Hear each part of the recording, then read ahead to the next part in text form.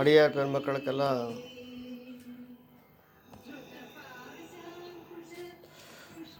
பெருமக்களுக்கெல்லாம் நமஸ்காரமும் ஆசீர்வாதமும்.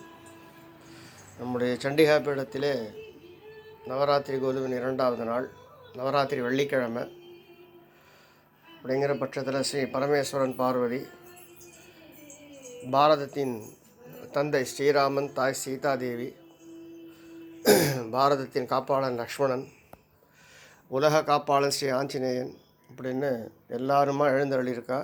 ஸ்ரீதேவி பூதேவி சமேத ஸ்ரீ திரு இந்தளூர் பெருமாள் எழுந்திருக்கார்.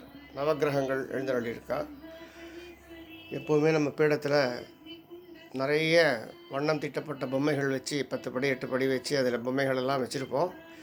பகவான் அருளால் பொம்மைகள் எல்லாமே விக்கிரகங்களாக மாறி அமைஞ்செடுத்து, ஆகையினாலே சாஸ்திர சம்பிரதாயத்திற்கு ஒரு 4 பஞ்சபூதங்களில் ஒன்றான மண் பொம்மைகளை வைத்து அவாளையும் சேவிக்கிறோம், ஆவாகனம் பண்ணியிருக்கோம். தானே முதலாகி தன்னிலிருந்து மூவரை உண்டாக்கி, அந்த மூவரை அறுவராக்கி, அறுவரை இருவராக்கி, படைத்து காத்து கடைசியில் தன்னுள் எல்லாவற்றையும் ஒடுக்கக்கூடியவள் இந்த சண்டிகாதேவியானவள். இவளுடைய அனுகிரகத்தாலே நாம் சைவ சித்தாந்தம் அறிந்தோம், ஸ்ரீமத் பாகவதம் அறிந்தோம்.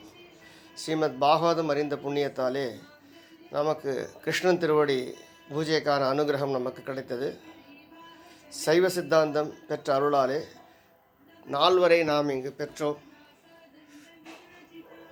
4 வேதங்களை அறியும் வாய்ப்பை பெற்றோம். ஹரே ராம ஹரே ராம, ராம ராம ஹரே, ஹரே கிருஷ்ண கிருஷ்ண கிருஷ்ண ஹரே ஹரே.